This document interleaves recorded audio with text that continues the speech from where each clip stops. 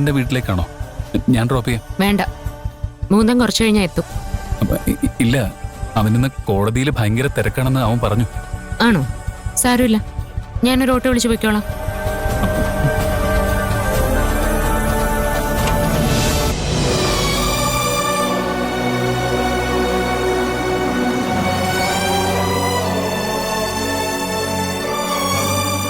ഇവൻ കൊളാക്കുമോ?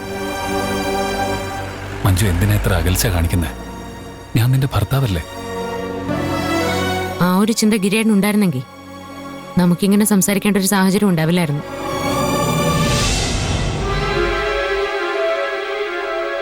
മഞ്ജു, ഞാൻ പറയുന്നൊന്ന് കേട്ടിട്ട്. എനിക്കൊന്നും കേൾക്കണ്ട, ഞാൻ മൂന്ന് വന്നിട്ട് പോയിക്കോളാം. അല്ല, ഞാൻ അത് ശരി.